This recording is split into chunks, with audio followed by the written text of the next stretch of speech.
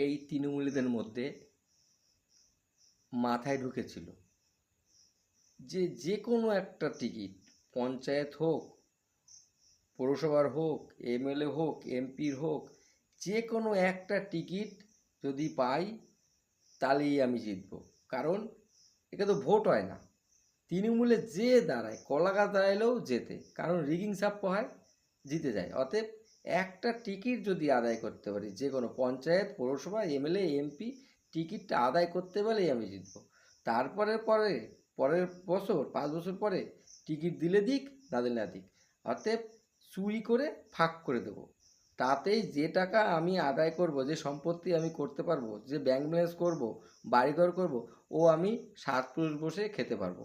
শুধু একটা টিকিট আমি যাতে পাই, কারণ এ তো ভোট হয় না, ভোট ছাড়াই আমি জিতবো, বিনা প্রতিদ্বন্দ্বিতায় জিতবো, রিং ছাপ্পা করে জিতবো।